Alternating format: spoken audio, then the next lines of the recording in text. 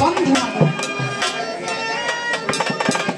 এখন হনুমানের যাওয়ার ভাবমূর্তি দেখে রাবণ রাজা বলছে, পাত্র মিত্রদের ডেকে বলছে, এই তোমরা কি কেউ পারবে ওই হনুমানকে আটকাতে?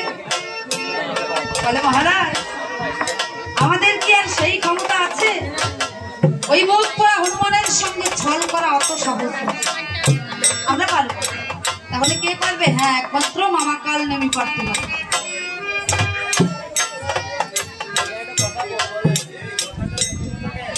মা আপনারা কথা বলবেন না।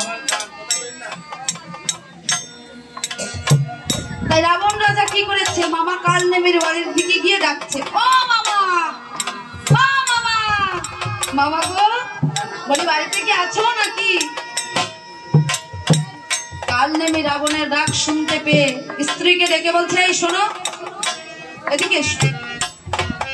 ওই রাবণ আমাকে ডাকতে ডাকতে আসছে, বেটা নিশ্চয়ই কোনো মতলবে আসছে। তা তোমার কাছে এসে যদি জিজ্ঞাসা করে মা কোথায়, তুমি বলবে যে আমাদের উনি বাড়িতে নেই। বুঝতে পেরেছো? বলে হ্যাঁ, আমি ঠিকঠাক বুঝিয়ে বলবো, তুমি কোনো চিন্তা করো না। রাবণ এসে আবার ডাকছে, ও মামা, বলি বাড়িতে কি আছো নাকি? কাল নেমের স্ত্রী ঘর থেকে বাইরে বেরিয়ে এসে বলছে, আরে এত ডাকছো কেন?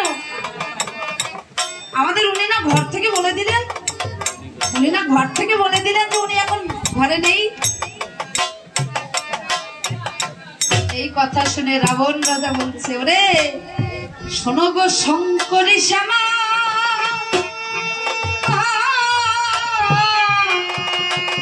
কোথায় নেমে মামা, ও মামা তুমি আমার মিত্র হিত,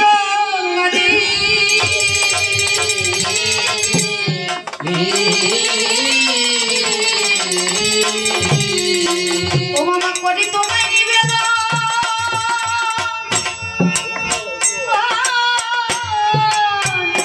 ও মামা রাখো মোরে নিবেদন। মামা গো, তরাই যাও সে গন্ধ নিগিরি,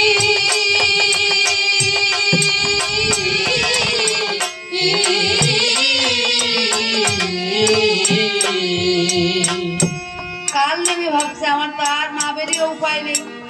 বাইরে এসে বলছে, কে? ও ভাগ্নে তুমি?